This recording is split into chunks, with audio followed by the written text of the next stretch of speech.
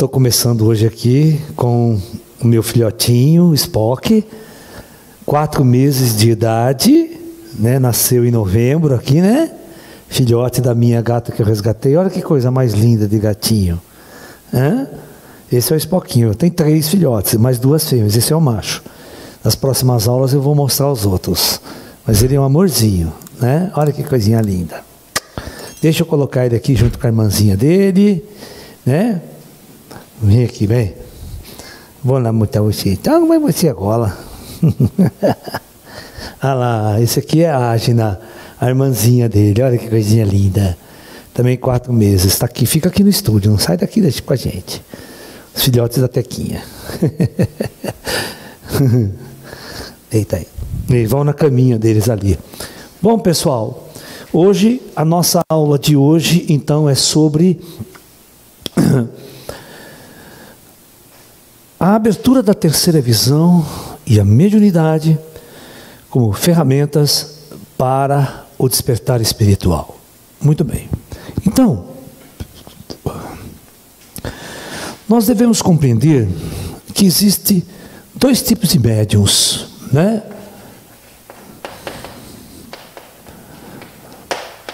Existe os médiuns que nós chamamos de naturais,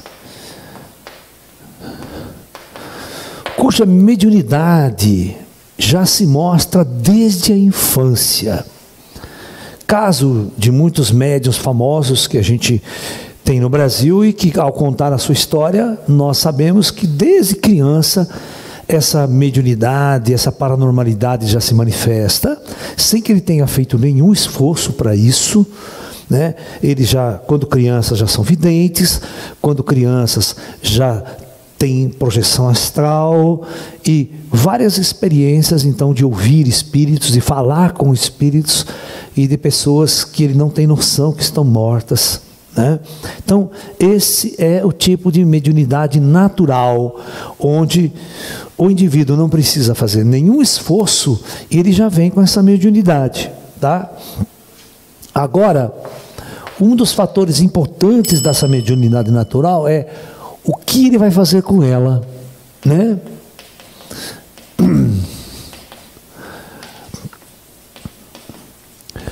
Por exemplo, existe muita mediunidade natural que se manifesta em crianças, porém, se ela fizer parte de uma comunidade religiosa católica ou de uma crente, que a gente chama de crente, né, os evangélicos, eles vão procurar reprimir essa mediunidade, porque eles não entendem essa mediunidade como uma ferramenta, como um presente divino, e vão encarar essa ferramenta como uma ferramenta do demônio, do Satanás, essa coisa toda, né?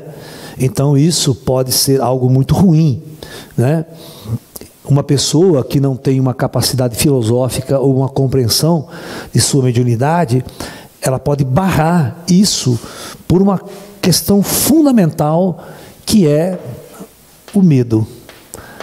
Quando você incute o medo neste indivíduo, o medo do demônio, do Satanás e fenômenos transcendentais, essa pessoa cria uma barreira psicológica tão grande que essa mediunidade, ao invés de elevar esse ser e conduzi-lo à iluminação, pode conduzi-lo a um estado de loucura, de demência, de perturbação e até de esquizofrenia. Ok? Então, a mediunidade não trabalhada corretamente, ela pode mais prejudicar do que auxiliar o indivíduo numa evolução espiritual. Eu tenho visto muito isso por aí. E nós temos o segundo tipo de mediunidade, que é a adquirida.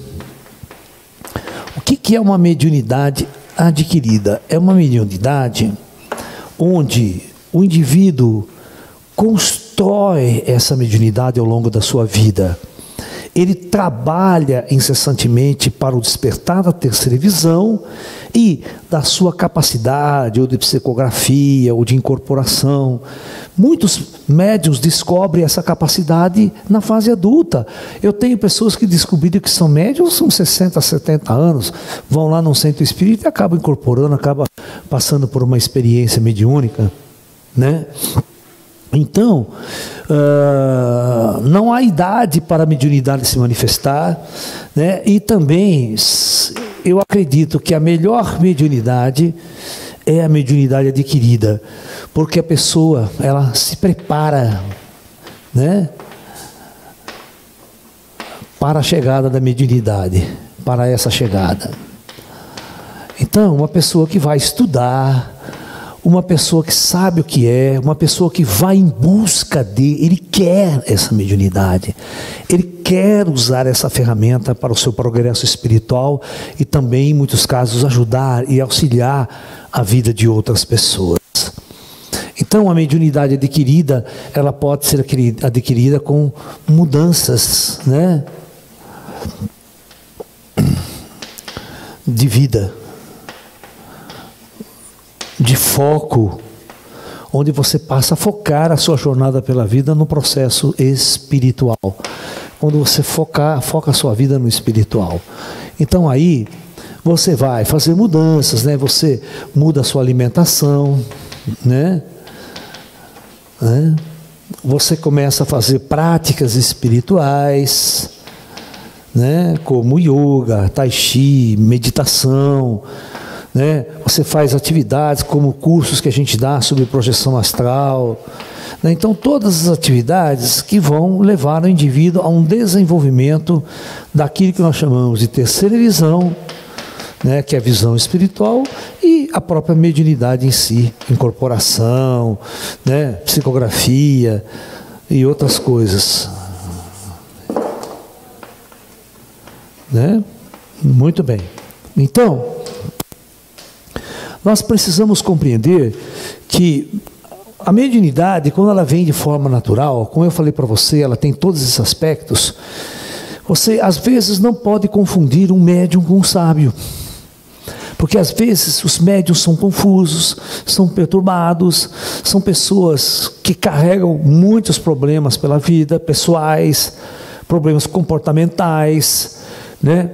Então, essa pessoa, ela é uma pessoa comum, ela não usa muito a ferramenta da mediunidade para o seu crescimento, para o seu desenvolvimento pessoal como ser, como alma. Ele acaba simplesmente se tornando um médium inconsciente, onde o espírito incorpora, dá as mensagens, faz, e ele nem sabe o que aconteceu, o que rolou, e às vezes ele nem aprende muito com aquilo que está acontecendo.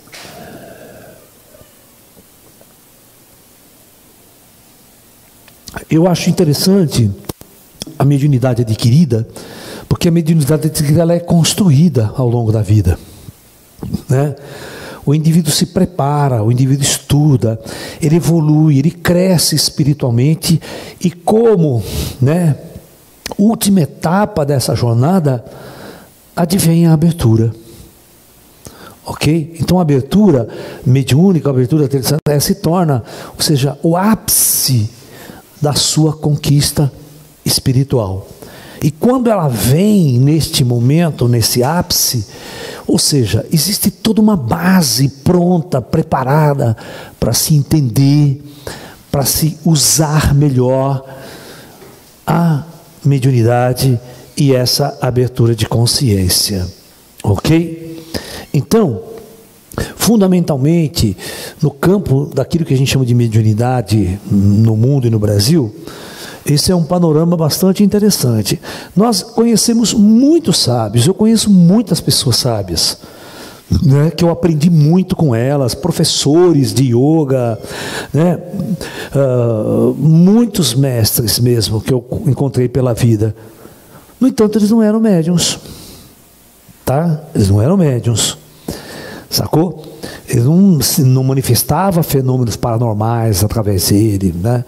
E muitas vezes eu encontrei excelentes médiuns, muito bons médiuns, mas que não sabia nem ler nem escrever. Vocês estão me entendendo? Tinha uma baixa cultura, era uma pessoa que não sabia como utilizar esse dom mediúnico para levar isso para outras pessoas, para divulgar a mediunidade com profundidade. Porque, claro, quando você vai falar, quando você vai ensinar, você tem que ter um dom para isso também, né? Então você tem que ter uma ferramenta chamada cultura, você tem que ter conhecimento, né? Para fazer o trabalho bem feito. Né? Então, a mediunidade, ela não é sinônimo de cultura. Você pode aprender com a mediunidade, mas tem pessoas que são médiuns e não aprendem com a sua mediunidade.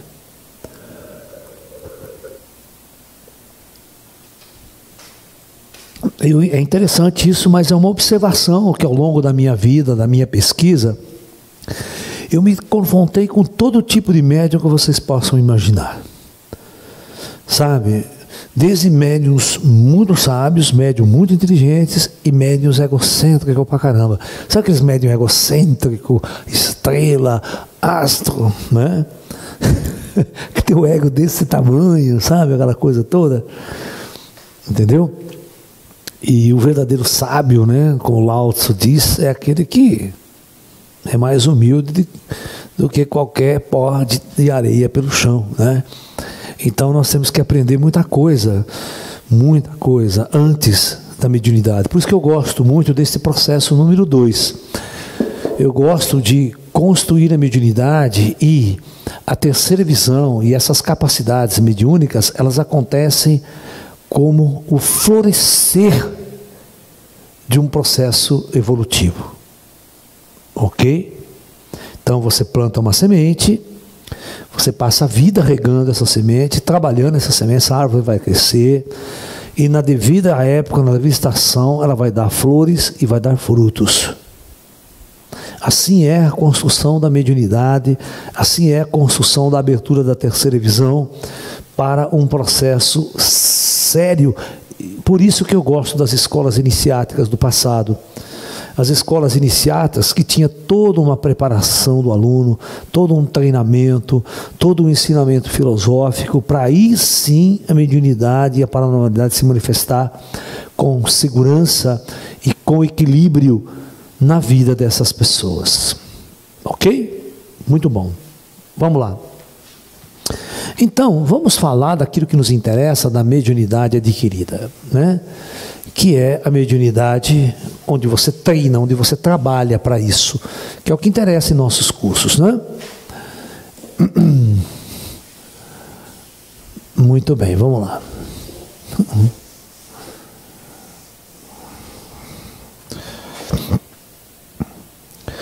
Eu vou fazer uma análise da seguinte maneira. Eu vou dizer para vocês o seguinte.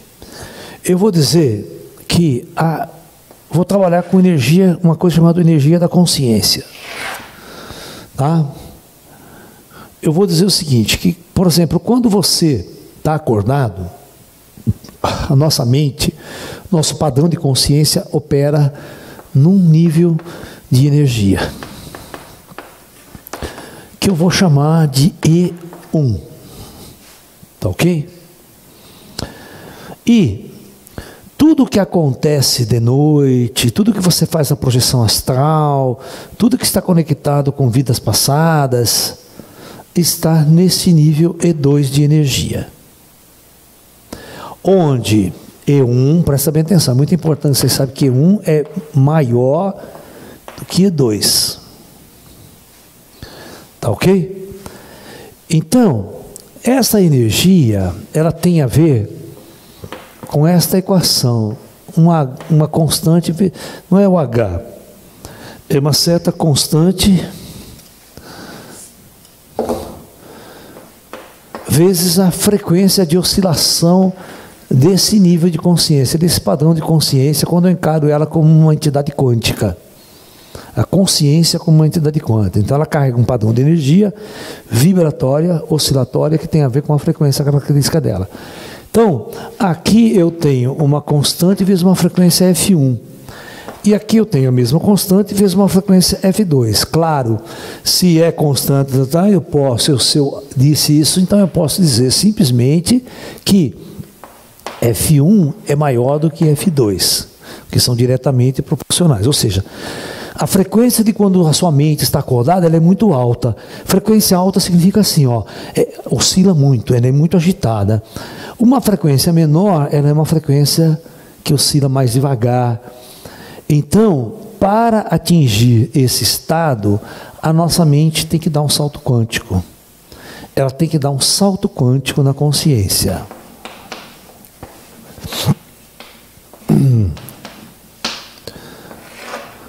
Ok?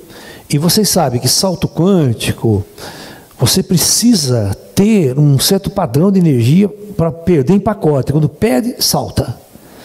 Então, é por isso que você precisa baixar a frequência. Então, esse salto quântico, você precisa baixar a frequência. Então, é por isso que todas as práticas orientais têm a ver com relaxamento. Então, você vai fazer o Tai Chi, você faz ele muito devagar, calmo, para ir diminuindo essa velocidade, essa frequência mental. Você vai para o yoga, é a mesma coisa, aquela coisa calma, academia tranquila. Não adianta fazer yoga, botar batuque, batistaca para fazer yoga. Né? Que nem o cara vai fazer herói. Né? Então, são duas práticas completamente opostas. A ginástica ocidental, todas essas músicas, né? O cara vai agitar, fica pulando na ginástica inteira, de você fazer uma prática espiritual. Tai Chi é uma prática espiritual, Yoga é uma prática espiritual. Não é uma ginástica. Não confundam. Aí o indivíduo vai procurar baixar toda a frequência cerebral, toda a frequência energética do seu corpo, para que em determinado momento, quando a frequência atinge aquela característica específica, ao salto. E quando ao salto, o indivíduo expande a sua consciência, ele tem um insight, ele tem uma experiência mediúnica, ele tem uma percepção aflorada. Entendeu? Este salto tem a ver com acessar seus níveis superiores de consciência. Tá ok? Agora eu vou explicar como que funciona a terceira visão. Tá? Ela está muito associada a isso também. Por isso que às vezes as pessoas conseguem mais ver espíritos, ter aura quando está muito calma, muito tranquila. Quando está muito agitada, ela não vê nada. Mas na hora que ela para, ela relaxa, ela vê vulto, ela vê coisas, vê objetos, começa a ver a aura das pessoas. Ou seja, começa a ter uma abertura da terceira visão. Tá? Ok? Então é isso. Então vamos lá. Por isso toda atividade é baixar a frequência. E a meditação é o ponto auge para nós entrarmos nesse processo de salto quântico da consciência. Bom, como que funciona a terceira visão? Então nós temos que entender a visão do espírito. Quando o espírito está fora da matéria, há um olho central na testa que tudo enxerga. Ele é sensível a um tipo de radiação. Quando, presta atenção, esse espírito entra num corpo material, eu vou tentar dizer para você o que acontece. Quando ele vai entrar no corpo material, é como se ele entrasse dentro de uma caixa totalmente escura. Esse olho, ele se fecha dentro de uma caixa totalmente escura e o espírito não mais enxerga pela sua terceira visão. Ela está bloqueada na hora que ele entra no corpo físico. Entendeu? Então o ideal é o quê? Estando no corpo físico, romper ou sair fora dessa caixa. O espírito tem que experimentar ou abrir essa caixa e libertar-se, porque quando o espírito é como se a consciência dele, que é como se a pálpebra do terceiro olho fechasse a hora que ele entra dentro do corpo, e ele não consegue abri-la, porque existe uma barreira prendendo este olho fechado. Isso faz parte do projeto de sacanagem que fizeram com a gente. Projeto de reencarnação, de encarnação na matéria. Fechar o olho do espírito. Não deixar o olho do espírito ser usado. Porque aí, o que ele faz? Aí ele pega o olho físico da pessoa, que só vê uma faixa de frequência, não vê espírito, É o olho físico. Aí esse olho físico manda um sinal elétrico para o córtex cerebral, que faz a interface para a zona de percepção do terceiro olho, e eu só vejo aquilo que este olho físico permite que eu veja. Eu não vejo espírito. Eu não ouço espírito, porque não é terceiro olho, terceira visão, está intimamente conectada com a terceira audição também, com a audição. Porque é a terceira audição. Porque você não escuta com esses ouvidos, você escuta com o outro ouvido, que é o ouvido interno. É a mesma coisa com o terceiro olho. Então, não só terceiro olho, como o terceiro ouvido. Que ver é uma coisa, escutar é uma coisa. Porque tem muita gente que não vê e escuta. Tem muita gente que vê, mas não escuta. Tem que juntar os dois. Senão ele tem que mandar o espírito escrever, né? Igual a surdo, né?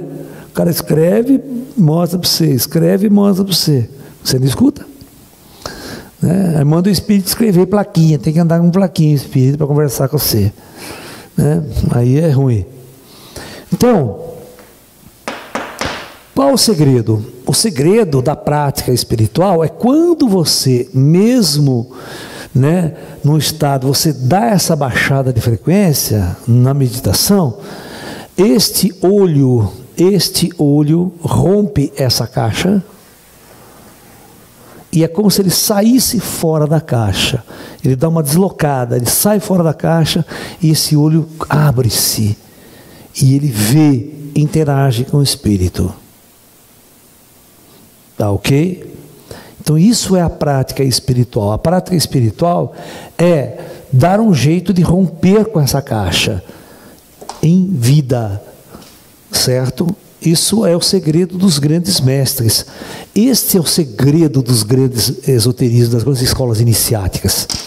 É como realizar essa abertura, né? Como fazer essa abertura, como romper essa caixa, né?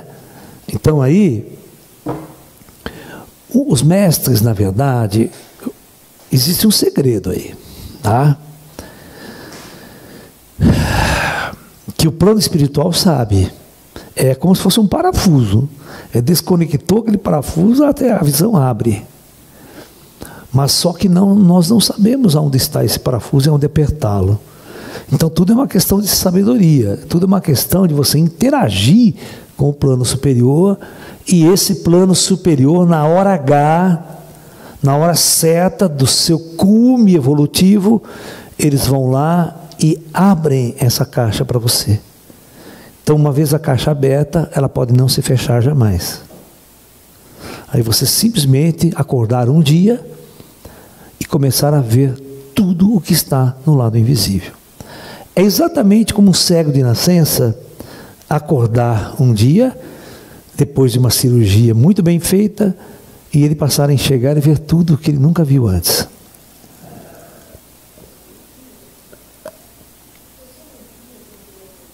Pira. Um cego de nascença, quando volta a ver, sabia que ele tem uma dificuldade extrema de andar? Ele cai facilmente, porque ele não tem noção da visão. Quando a gente está desde criança, você olha os objetos, você tem noção de distância. O cego, ele não tem noção de, quando ele volta a enxergar, este olho, ele não tem as noções, ele pisa torto, tal, ele tem que reaprender tudo de novo. Ele tem que reaprender a caminhar, a confiar na visão, que ele nunca confiou na visão, né, porque nunca teve. Você está entendendo? Teve muitos casos interessantíssimos de pessoas que voltaram, que nunca enxergou na vida, e depois de uma cirurgia voltar a enxergar. Nossa, é um universo novo que abre para o cara, mas ele tem que reaprender. O cérebro não está acostumado, entendeu? O cérebro não está treinado com essa ferramenta nova da visão normal mesmo, do cego de nascença. E com a terceira visão é a mesma coisa. Você não está acostumado, o que você vai ver em outra dimensão, uma outra realidade. O seu cérebro tem que acostumar com essa perceptividade. Por isso que em muitos casos vem o medo, você se assusta, você não sabe o que é, você não tem parâmetros. Imagine você ver uma pessoa flutuando na sua frente. Isso é fora do nosso padrão de realidade. né? Cara, nossa, o que é isso? Que esse cara voando, flutuando na minha frente, sabe? Então, tem um monte de coisa que você tem que se acostumar, porque não é normal, é tudo fora do normal, né?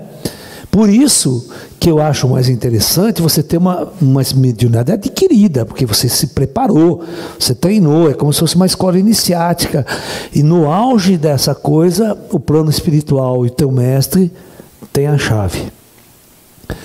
Vocês sabiam que existe, por exemplo, toques, mantras, que relaxa você. Quando esse mantra for pronunciado, você pula automaticamente fora do corpo. Mas só que esses mantras são secretos. Ninguém vai ensinar para você. O plano astral proíbe. A mesma coisa, técnicas para abrir certas coisas. Não, a gente não, os mestres não ensinam, não passa para vocês. Eu, por exemplo, se o mestre me ensinasse, eu jamais poderia ensinar isso para vocês. Esse é chamado pulo do gato. Né? Por quê? Essa é uma coisa que advém no topo de um caminho iniciático. Você não pode dar essa ferramenta para o cara que está começando. Ele vai se matar com a ferramenta, ele vai ficar louco, ele vai ficar perturbado. Por isso que os mestres não dão essa chave, a não ser quando o discípulo estiver pronto.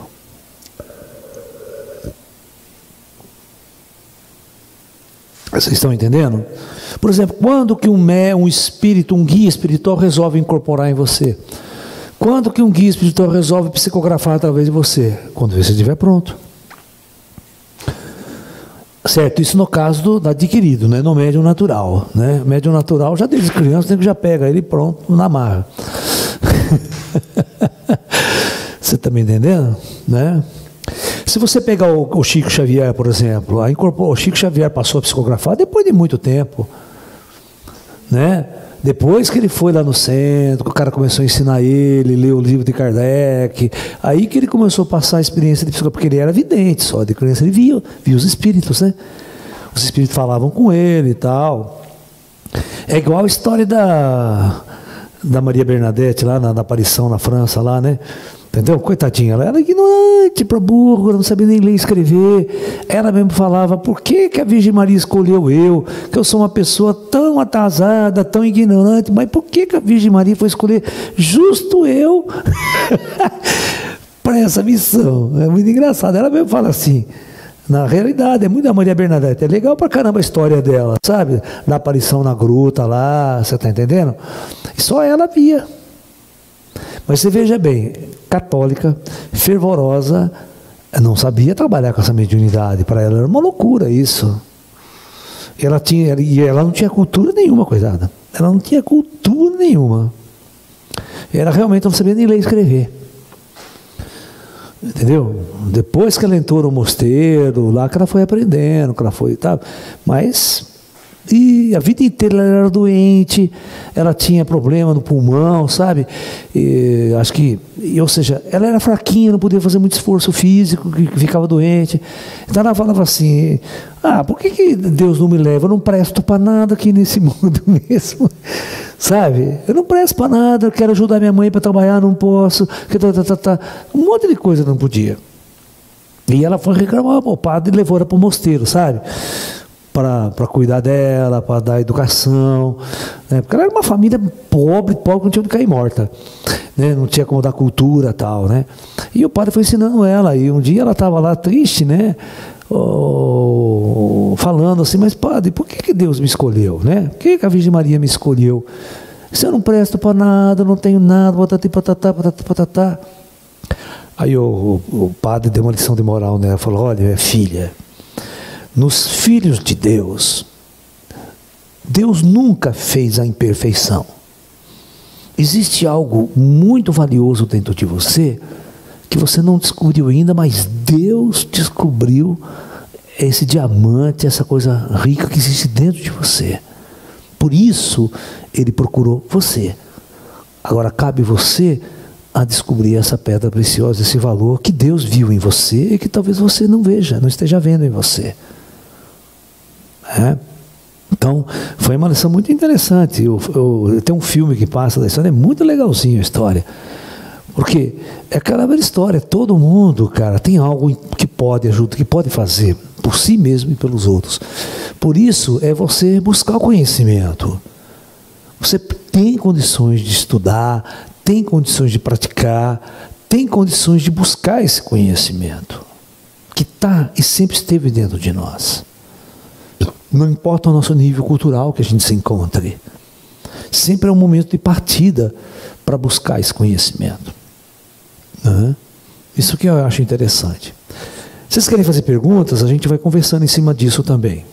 Tá? Professor, quando a busca pela mediunidade é mais adquirido, acaba adquirindo assim mesmo durante a vida, e por que isso acontece? Como é que é? Volta.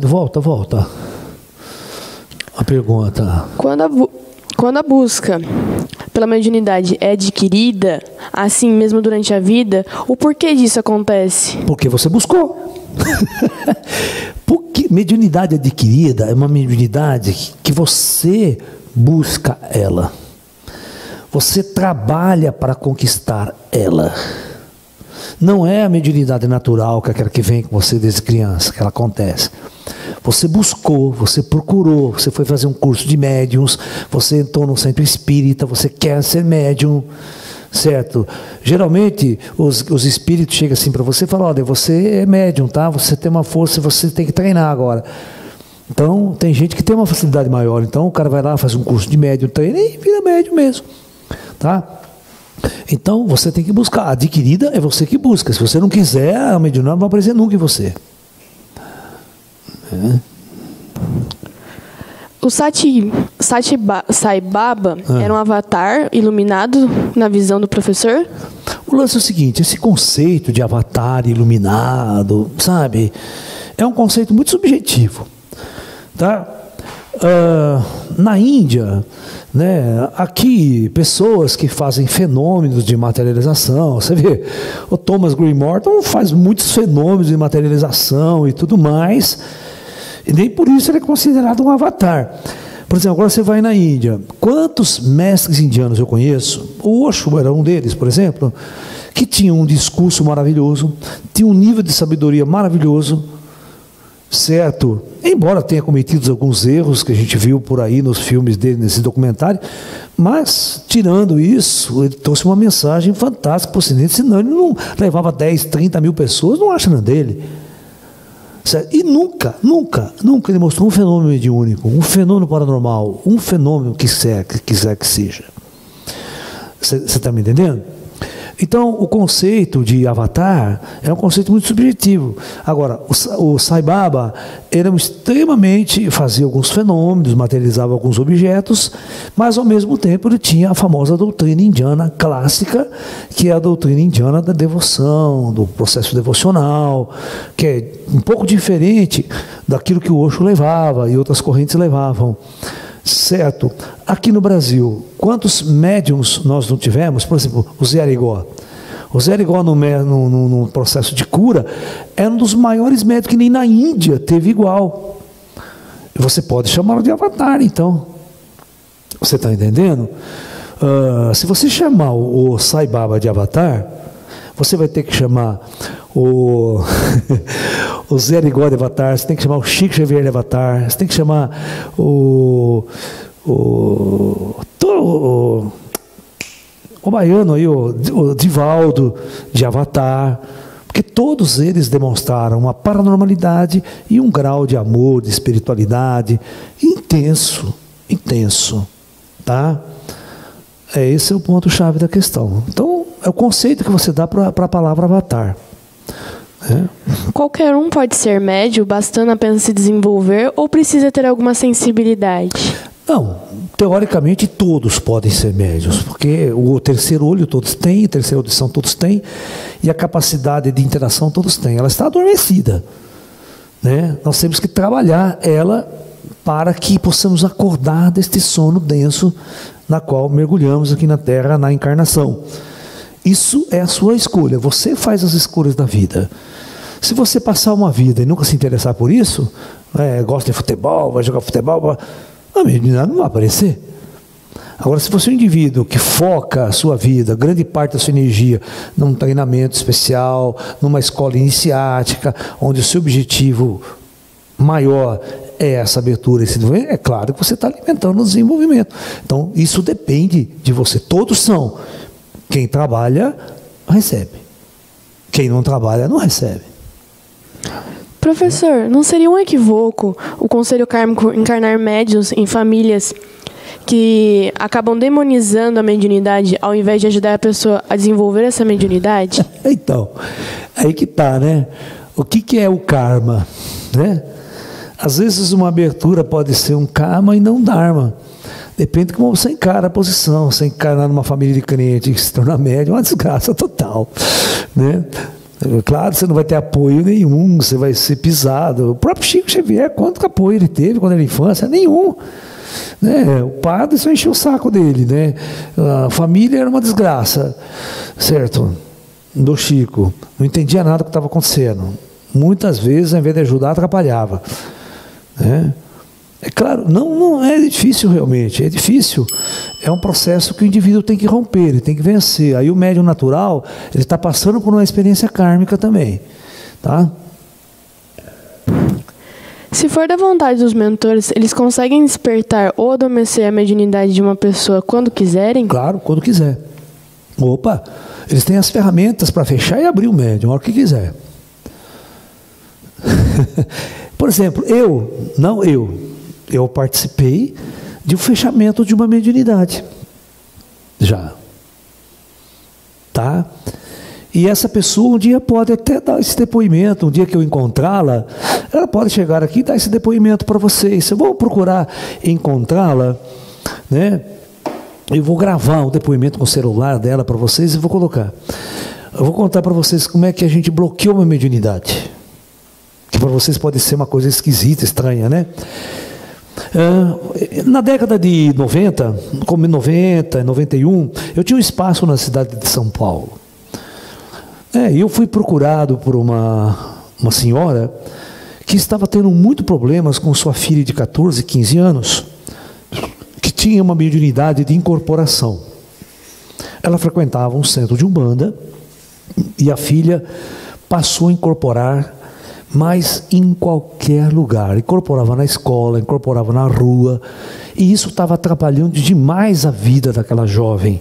Imagine se numa sala de aula a menina incorpora lá e começa a falar estranho, as amigas correm tudo de medo, aquela assustação, certo? Não estão preparadas para isso. E ela não tinha controle dessa mediunidade. E ela disse que o próprio centro espírita não conseguia bloquear, foi em tudo quanto é lugar, não conseguia.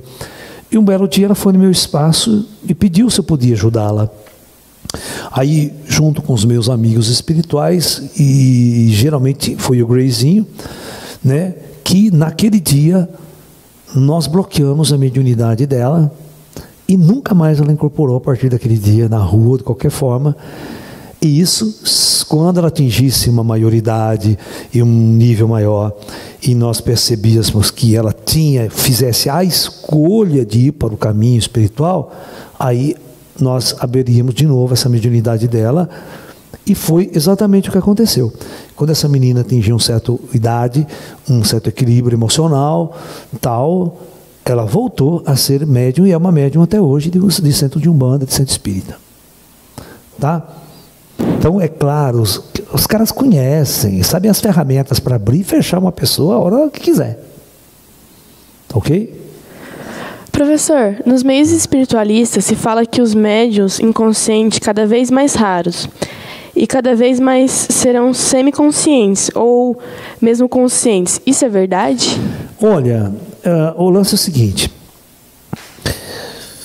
O médium, para fazer um trabalho bom, ele deveria ser, ou de incorporação, por exemplo, de psicografia, totalmente inconsciente, porque daí a consciência dele não atrapalha a personalidade do espírito que está usando aquele corpo para fazer um trabalho de comunicação e trazer uma mensagem para todos nós.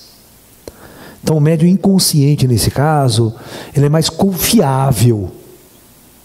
Aquele médium que fica semiconsciente, fica ali, você não sabe quando que ele está criando uma persona, quando que é um espírito falando, ou quando que é ele que está participando dessa mensagem. Entendeu? Então, o verdadeiro bom médium é aquele médium de incorporação, por exemplo, que incorpora totalmente inconsciente. Agora, o médium que usa a terceira visão perfeitamente e audição, ele pode trabalhar a mediunidade de um outro jeito.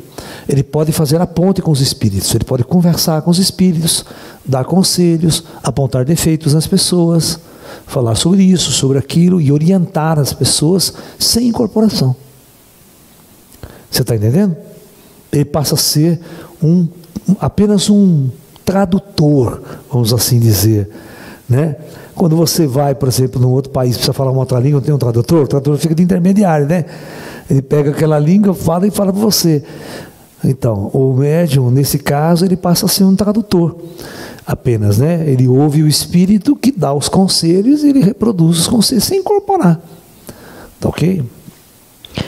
Como podemos diferenciar se abrimos os 7 chakras ou a mediunidade de ver um espírito? Às vezes, a terceira visão, ela abre, e a audição, muito antes desse chakra superior, porque ele está antes. Então, às vezes, as pessoas vê espírito, fala com o espírito, incorpora, porque a incorporação psicográfica está ligada com esse centro aqui. Ele não está ligado com o coronário.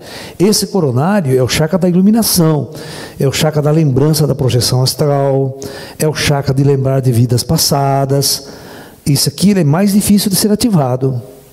Mesmo depois de morto, o espírito não consegue ativar esse chakra de uma hora para outra. Né? Na projeção astral, o corpo etérico acompanha ou fica junto com o corpo físico?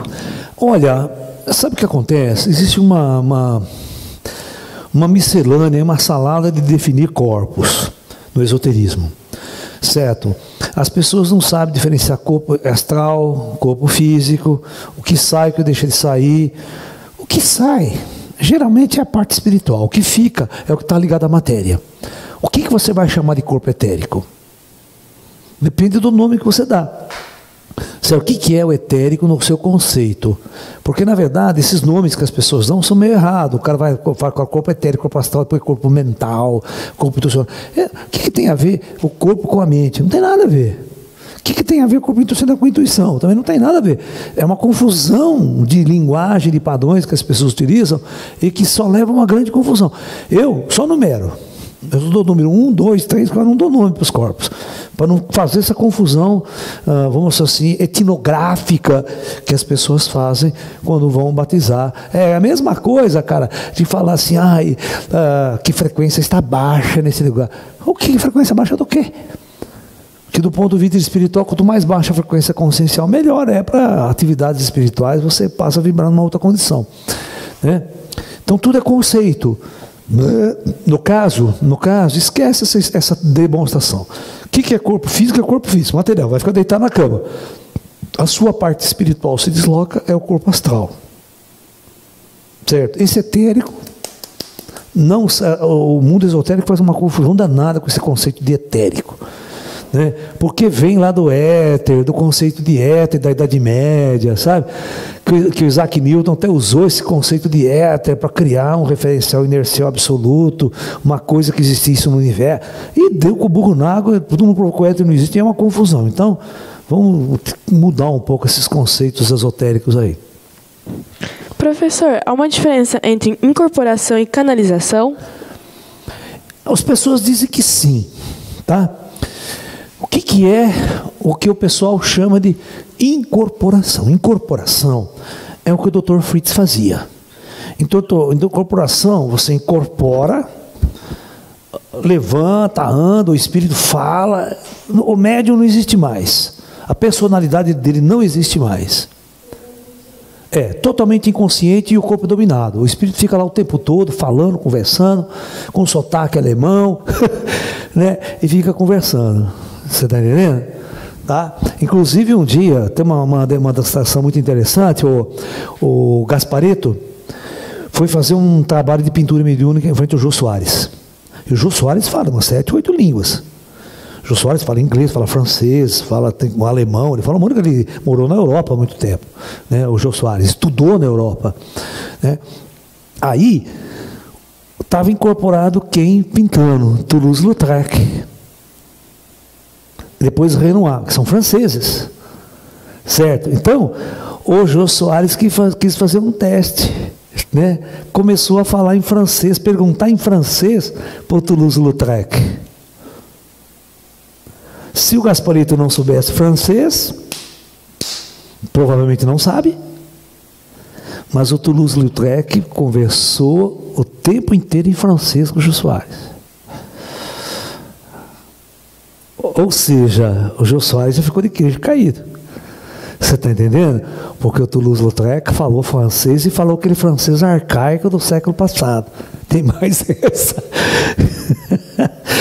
Você está entendendo? Tem umas coisas muito interessantes que demonstram a capacidade de incorporação 100% do espírito ali, com o conhecimento do espírito, conhecimento da língua e tudo mais. O que é que os americanos chamam de channeling? Canalizações. Canalizações, eu sou 50 pés atrás de um na frente. Por quê? O cara intui. Ele começa lá a escrever, estou canalizando uma mensagem, ou começa a falar, estou canalizando, falando. E é uma coisa às vezes intuitiva, não é uma coisa incorporativa. Então, todos os aspectos mediúnicos têm que ser para você estudar o que vem. Como você não é um médium, você vai participar de uma sessão mediúnica, você tem que avaliar o conteúdo do que está vindo. Está sendo bom? Está respondendo a sua pergunta? Tem uma vibração legal? Você está vendo algo de superior que está chegando através daquele médium? Isso é o que importa. Tá? Professor, as mandalas ajudam a mudar a frequência? Olha, existem, como eu falo, muitas técnicas para o desenvolvimento da terceira visão, para o desenvolvimento da mediunidade. Uma delas é mandalas, né? É o mandala yoga, né? Fala-se que o Kriya Yoga é uma técnica de iluminação. Isto é para chegar à comunicação com Deus. Um médium tem mais facilidade com essa prática? Se ele for todos os médiuns, se praticasse yoga e as técnicas, ele multiplicaria a sua capacidade, ele elevaria a sua capacidade. Se Chico Xavier parasse de comer carne, se ele treinasse yoga, fizesse um monte de coisa, a mediunidade dele ia 100% a mais do que ele já tinha. Tá? Entendeu? Porque o campo vibratório muda muito com essas transformações. E os médiuns kardecistas brasileiros nunca levou a sério esse trabalho de se auto-preparar, de se auto-transformar. Se eles simplesmente eram médios e continuavam levando a vida do mesmo jeito, fazendo as mesmas coisas que faziam antes. Eles não tinham uma escola iniciática. E se você pegar o livro do Kardec, ele é uma série de conceitos e trabalhos para o médium, mas não tem, é mais moral do que um trabalho prático, do que um trabalho estrutural de um conhecimento iniciático para desenvolver a mediunidade. Isso vem do Oriente, isso vem das escolas iniciáticas do Oriente, isso vem lá da Raja Yoga, isso vem da maçonaria, isso vem do Rosa Cruz, isso vem das escolas iniciáticas, que sabem e conhecem essas técnicas. O kardecismo não conhecia essas técnicas. Você pode ler o livro do Kardec, não tem exercício, não tem técnica, tem o treinamento do médium, que é outra coisa, diferente.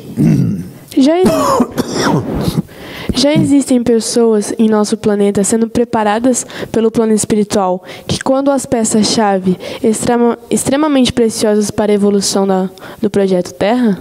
Claro, né? Porque existem duas coisas.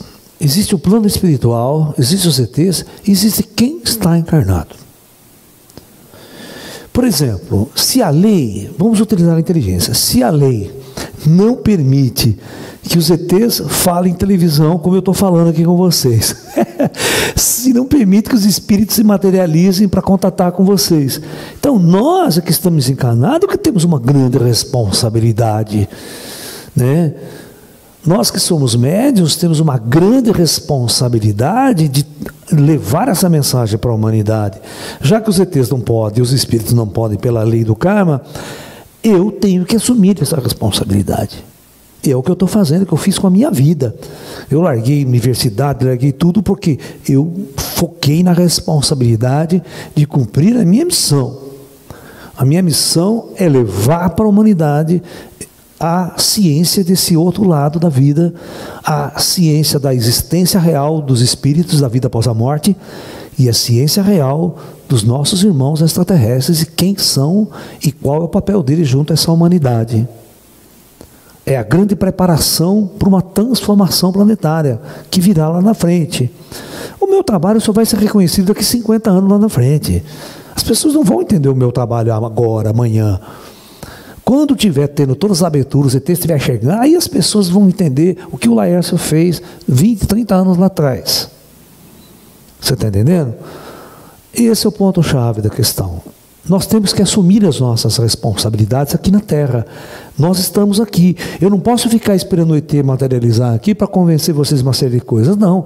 Eu tenho que usar a minha inteligência, eu tenho que usar a minha capacidade de professor para instruir, para ensinar, para instigar o indivíduo a uma jornada espiritual e um processo de evolução. Né? Porque eu sou responsável, nós somos responsáveis pelos nossos irmãos que estão aqui. Você está entendendo? O corpo etérico é um corpo das energias. O corpo astral é o corpo das emoções e sentimentos. Isso é tudo bobagem. Isso que você está falando é tudo bobagem. Porque quem que definiu isso? Quem que disse que o astral é das emoções? Quem que falou que o etérico... Cara, isso é coisa de livro. Isso é coisa de meia dúzia de... Não é verdade isso. Porque não te dá para confirmar essas coisas. É aquela velha história. Quando os cientistas começaram a descobrir o átomo, eles não tinham termos para explicar o que estava acontecendo lá. Eles nem sabiam o que estava acontecendo lá. Ok? Então, aí o cara chega assim, olha, essa partícula aqui, eu vou dar o nome de partícula π. Essa partícula tem uma reação assim, vai se chamar neutrino. Ou seja, as pessoas, quando a ciência começa a se deparar com algo totalmente desconhecido, ela começa a estudar, ver como que interage, como que planta, certo? E dá nomes, e aí a gente consegue conversar e dialogar. O esoterismo não tem nada disso. O esoterismo, um indivíduo escreve um livro lá, a Helena Blavatsky escreve um livro lá, e começa a colocar todos os termos que ela acha. Você está entendendo? O que tem a ver corpo astral com intuição? É um corpo material só, a consciência, sabe? Então, eu tenho muitas críticas, porque eu sou um professor, e o professor tem que conhecer ciência. Eu sou um físico, eu sei que uma ciência, o conhecimento vem desenvolvendo. Quando você pega algo que é jogado para você, ninguém explica nada, eu sou o cara que sou contra. Fala, de onde você tirou essa informação? Isso não é ciência. Certo, eu acho que a espiritualidade tem que ser ciência. Não adianta você falar, o corpo etérico tem a ver, o outro é emoção. Por quê? Mas quem que testou isso na laboratório? Quem que mostrou isso? Quem que disse que é assim? Né? Então, por isso que o esoterismo é uma torre de Babel. Cada um fala o que quer e ninguém consegue confirmar nada. Cada um escreve o que quer. É como o David Icke lá, né? Para ele, todo mundo é reptiliano, né? Todo mundo vê do que aqui, todos os Illuminati, é invasão reptiliana. Ele vê reptiliano em tudo. E ele escreve livro, é best-seller e todo mundo concorda. Então, o esoterismo é uma torre de Babel. Não tem um monte de esotérico? Esotérico! Falando que a Terra é plana? E dando a sua vida na internet para dizer que a Terra é plana? De onde esses caras tiraram isso? Que todo mundo, toda a evolução da ciência, da matemática, da geometria, da astronomia, nós fizemos uma conspiração para enganar vocês que a Terra é redonda e que está aí. Eu não entendo de onde esses caras tiram essas coisas. Então, o conceito evolutivo, você dá características, é que aquela história, você leu num livro, você não confirmou isso. Entendeu? Então, é aquela velha história. A ciência ela é baseada em fatos. Eu quero ver esses caras vão dar com a cabeça já, esses caras da Terra plana. Nós temos que botar esses caras naquele SpaceX lá, botar no avião e jogar ele lá em cima, para ele ver que a Terra é redonda. Professor, por que o Projeto Terra, nascemos no Projeto Terra cegos da terceira visão, é kármico ou é uma falta de preparamento? Não, o Projeto Terra é um projeto totalmente anti-terceira visão. 99,9%, todas as almas encarnadas estão nas trevas, não tem terceira visão aberta nenhuma. E é muito raro o médium que tem terceira visão 100% aberta. É muito raro na Terra. Tá? Professor, por que muitas pessoas não têm sucesso com a terceira visão, com contatos extraterrestres? É falta de preparo ou é alguma coisa que falta? Você vê, o Valdo Vieira tinha uma visão, uma terceira visão bem aberta. Ele via muita coisa, mas ele nunca viu ET. Os ETs não se aproximavam dele, não aparecia perto dele. Ele mesmo falava, eu não vi ET, nunca vi, eu vejo espírito, converso com espírito, mas eu nunca vi. Ele só começou a falar que via ET 3 anos antes dele morrer. E ele começou a falar dos Greyzinhos, que começou a visitar o centro espírita dele, e os próprios guias espirituais dele, então orientavam, falaram, olha, esses caras que estão aí, eles estão visitando, são seres muito avançados, são seres que vêm aqui e querem o bem da humanidade. O Valdo Vieira começou a dar esse discurso. Isso significa o quê? Porque os médiuns daquela época, o próprio Chico Xavier, o próprio Divaldo, todos aqueles médiuns que fizeram a linha de frente do espiritismo kardecista no Brasil, eles não estavam prontos e preparados para entrar em contato com seres extraterrestres. Por isso, eles não fizeram contato com esses médiuns. Por que os espíritos inferiores nos intuem com mais facilidade que espíritos evoluídos? Porque o espírito inferior está na mesma frequência que você. Está na mesma frequência intuitiva que você, perceptiva que você. Né? É muito mais, porque nós temos uma frequência cerebral, uma frequência na consciência, que não tem a ver com o cérebro, que é isso aqui. Nós estamos discutindo isso. O espírito umbralino, ele está na mesma frequência que todos nós. Então é muito mais fácil você sentir a presença do encosto das energias, intuir, né, as coisas ruins do que as coisas boas que tem a ver com entidades de alta elevação vibratória. Então é claro que é mais fácil. Por isso que se você for em qualquer centro de Umbanda e Candomblé, você incorpora. Qualquer um incorpora. Porque os espíritos que vão incorporar em você estão na mesma frequência. Todo mundo incorpora. Só girar você lá no tabaco, soltar, você já entra em transe, já incorpora na hora. É uma beleza. Eu sei porque eu já fiz isso. Professor, os obsessores podem atrapalhar nossa evolução espiritual das pessoas? O obsessor não atrapalha, não. É só se você dá vazão para isso. Se você ficar alimentando, é o que eu falo, você alimenta o obsessor ou você alimenta seres de luz? É o que você alimenta. Você começa a encher a cara de cerveja, encher a cara de droga, de bebida, vai para boteca, vai, como é que fala, para pagodão, para carnavalzão, você vai onde está os encostos, você vai onde está a densidade. É óbvio que você vai estar sintonizando com aquilo. É o que você sintoniza, que você busca. Você colhe aquilo que você planta. É aquele provérbio da camiseta do Lalá, né? Todo mundo tem o encosto que merece. Uma pessoa cega pode desenvolver a terceira visão? Claro, eu conhecia eu trabalhava com ele aqui em Limeira. Tá? Tinha um senhor, certo? Todo mundo conhece essa pessoa aqui em Limeira, ela já faleceu. Né? Um senhor de cor, um negro, né? Gente finíssima, eu adorava ele. Olha, eu tinha 15, 16 anos, eu ia na casa dele, certo? Ficava horas ele dando aula de astrologia, ele ensinando sobre esoterismo, ele ensinando sobre espiritualidade, viagem astral, tudo esse homem nos ensinava. Tudo.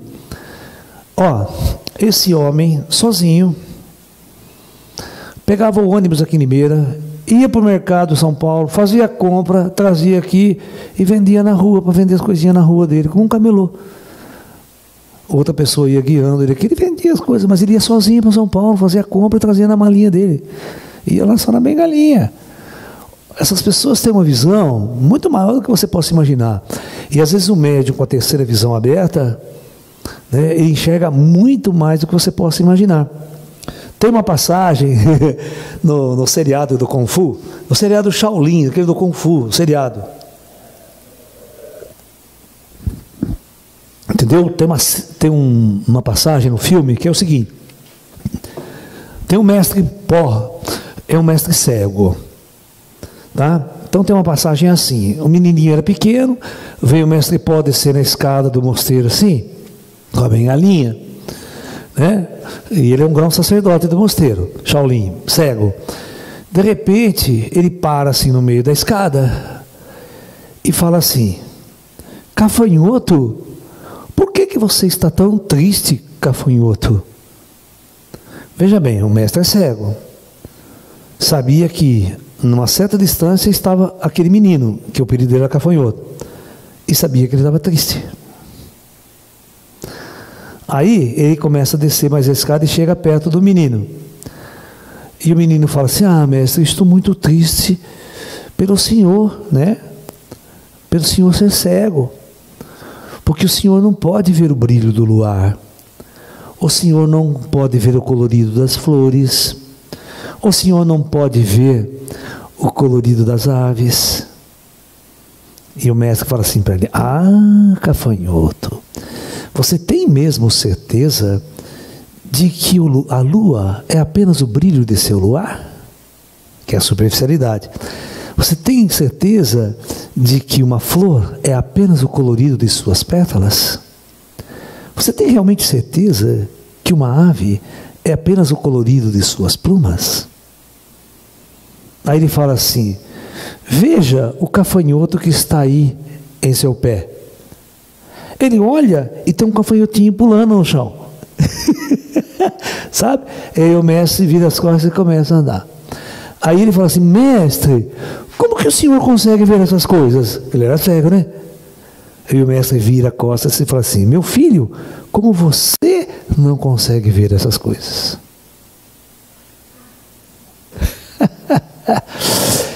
Então, às vezes, você ter um karma de não ter uma visão física do jeito que ela trabalha o teu ser para que você enxergue nas coisas algo muito mais além da superficialidade das coisas. E eu, né, posso confessar a vocês que aqui em Limeira eu tive um mestre cego, tá? Eu tive um mestre cego e tenho orgulho de aprender com essa criatura humilde, simples de tudo, pobre, mas com uma sabedoria, bicho. Ele chegava assim para mim, mandava eu abrir o anuário astronômico, que tem a posição dos astros, né? Ele falava assim: Naécio, fale para mim o dia que você nasceu. Falava: ó, abre o anuário aí, vê onde que está Marte, vê onde que está isso, vê onde está aquilo. Eu só falava para ela: tem 30 graus de Áries, está em 30 graus. Ele na cabeça, ele ia montando o mapa astral. Aí ele começava a falar assim: bom, essa influência de Marte, assim, ela dá essa característica, ela vai fazer isso aqui, tá. Tudo na cabeça, entendeu? Ele montava o mapa astral da pessoa na cabeça. Eu só falava as coordenadas e ele ia montando tudo. Uma inteligência assim, fora do comum. O nome dele, eu posso falar com orgulho, chama Seu Sintra. Tá? Eu vou conseguir uma foto dele para vocês. Eu prometo para vocês que eu vou procurar nos meus arquivos. E se eu não tiver, eu vou falar com alguns amigos meus, né? E vou trazer uma foto desse Seu Sintra para vocês. Tá? É isso aí. Professor, hoje as pessoas vivem muito mais tempo. Assim as pessoas idosas podem desenvolver a mediunidade? Claro que pode.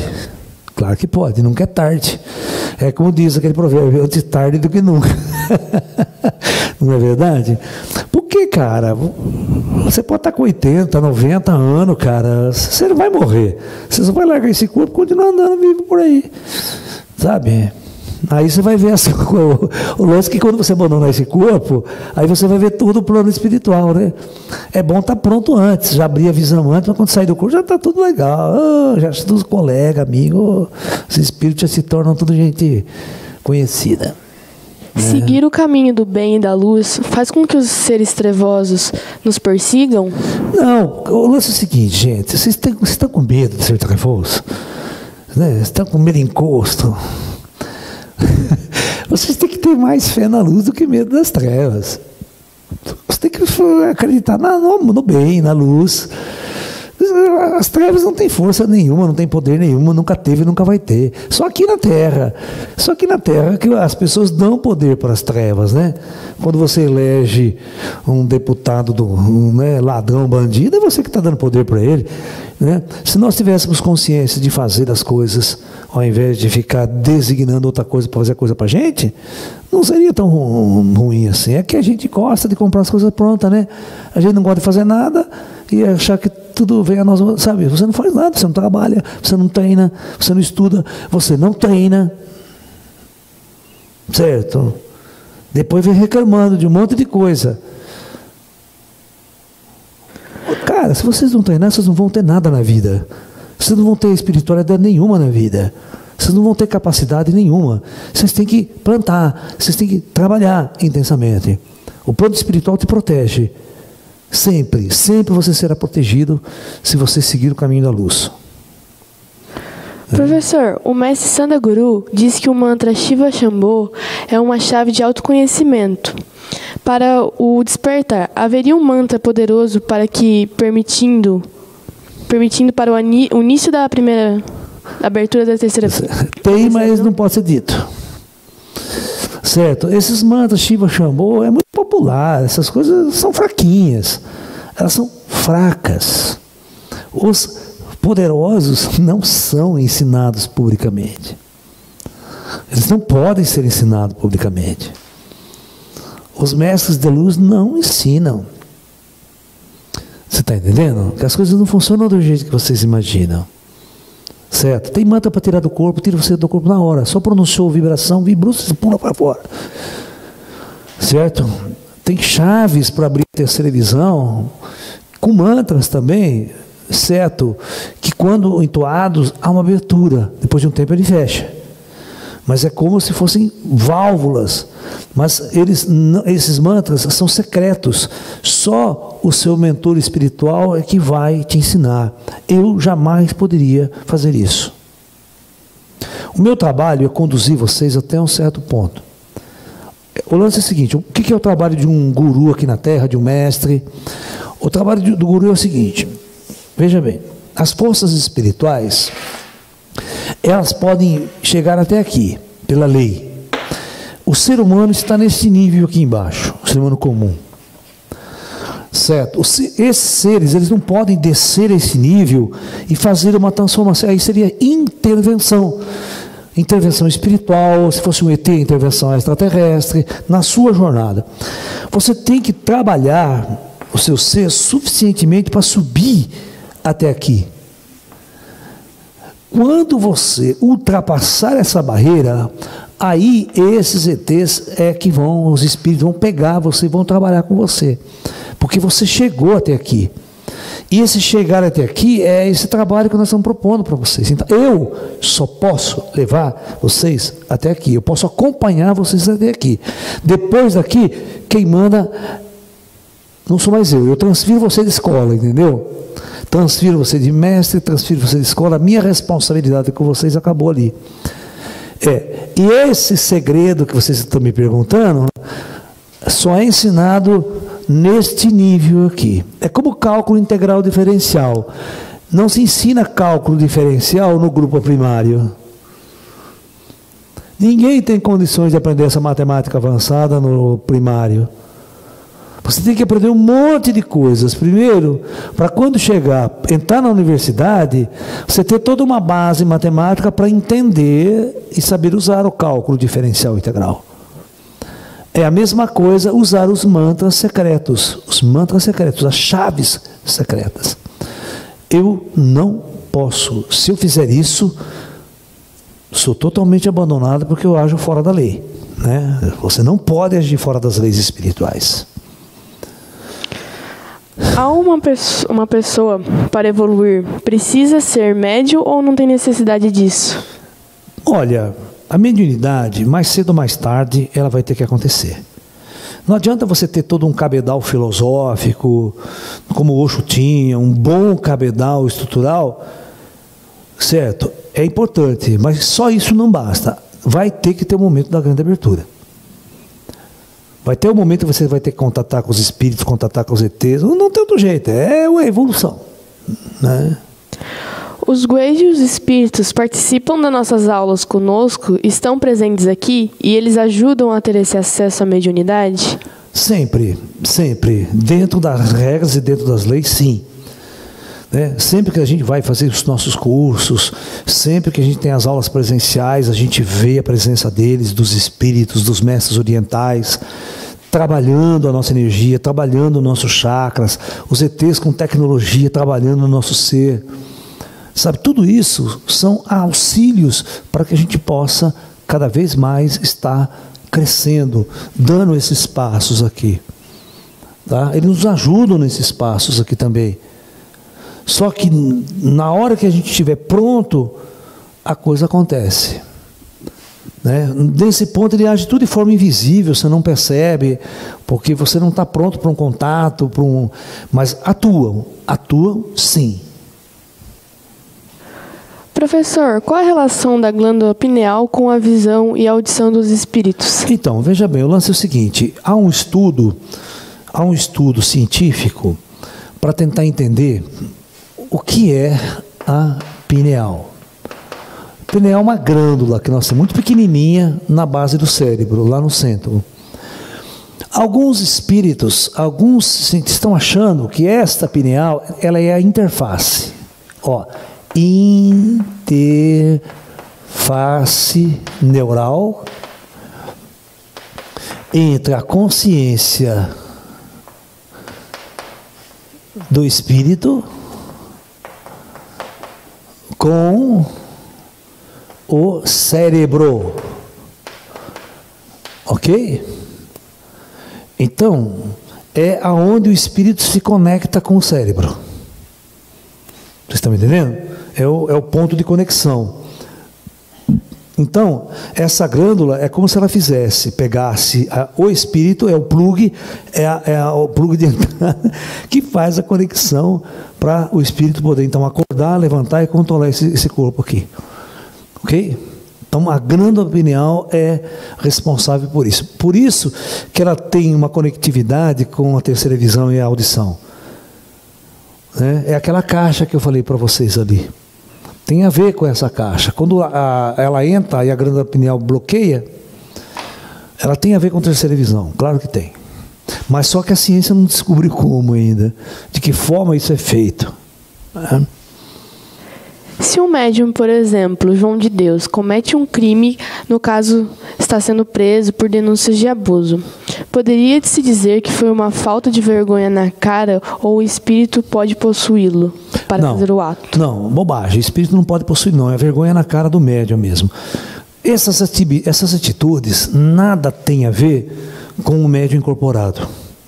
Essas atitudes sempre vai ocorrer com o homem João de Deus. Ele pode até falar, não, estava incorporado. É mentira. É mentira. Tá? Que o espírito vai lá, pega os espíritos lá, está cheio de espírito lá no umbral lá, está querendo dar para todo mundo, certo? Não precisa incorporar no João de Deus para pegar as moedas aqui. É bobagem, as coisas não funcionam desse jeito. É safadeza do médium mesmo. Nesse aspecto, pode ter certeza. Não tem nada a ver com a mediunidade. É um desequilíbrio humano dele, é uma incapacidade moral, ética do indivíduo, homem, que comete erros. Por isso eu digo para você, nunca julgue médium e sábio. As duas coisas não andam muito juntas às vezes. Perfeito? Na incorporação, aonde fica o espírito médium enquanto a entidade está incorporada? Então, depende. Se a incorporação for 100%, o médium simplesmente ele pode ser jogado de lado. Ele pode simplesmente ser retirado do corpo e vai viajar astral. Tem caso que o espírito, o médium, vai embora, passear, vai lá na cidade astral, nem sabe o que está rolando com o corpo dele aqui. E o corpo dele é usado o dia inteiro por um médium, por exemplo, um espírito. Certo? No caso do Chico Xavier, do Valdo, do Zé Ligó. Quando o Zé Ligó voltava, o que aconteceu? O que foi? Estive passeando aí, me levaram para um lugar, estava na cidade, ficou o dia inteiro lá na cidade astral. Então, esse é legal. Essa mediunidade, o médium não interfere. Agora, tem aquela mediunidade que talvez o cara semi-incorpora, o médium ainda fica ali participando. Essa é meio problemática. Eu não gosto muito dessa mediunidade, não, que o médium pode interferir muito. Há muitas pessoas que alegam canalizar extraterrestres. É fácil? Não, canalizar extraterrestre é a coisa mais difícil que tem. Por isso, 99% do que você vê por aí, Lala... Tem alguma forma... Eu não falo o nome, vocês têm que investigar, pesquise. As coisas não são tão simples assim. Vou lá no programa de televisão, incorporo ET no meio do... você acha? As coisas não funcionam assim. Tem alguma forma de termos contato com os Gueis? Essa é outra história. Esse é outro curso, outro papo e outra palestra. Assisti o vídeo no canal do Pozanin sobre o arquivo do Lars Fonseca. É até o ano de 47. Todos terão a terceira visão aberta? Como é que é o negócio? O cara disse que assistiu o vídeo no canal do Pozanin sobre um arquivo... Pozanin? Posati? Posati. Escreveu Pozanin. Até o ano de 47. Todos terão a visão ativa? Até o ano... Não estou entendendo essa pergunta. Até o ano de 47. O que é isso? Não estou entendendo. O que você viu? Eu não estou entendendo essa pergunta. Vocês me desculpem. Fala direito aí. Ajuda a Ju, leia e vê o que o cara escreveu. Tenta entender.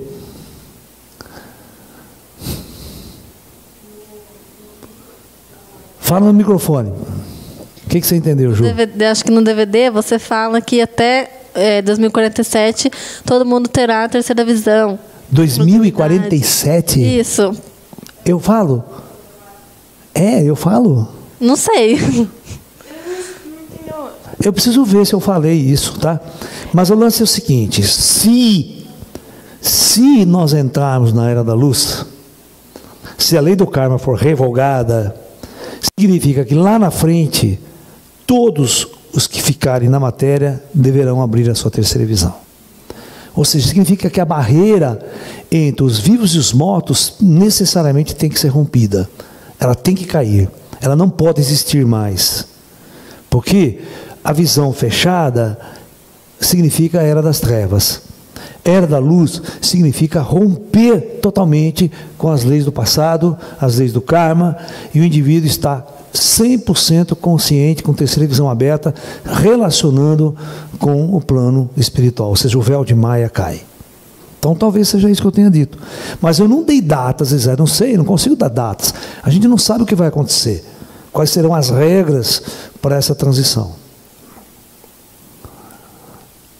Professor, como funciona a terceira visão? A não ser que não foi eu que falei isso, a não ser que foi ele, veio outro conferencista falar, não eu. Como funciona a terceira visão? O olho da gente precisa estar aberto? Não.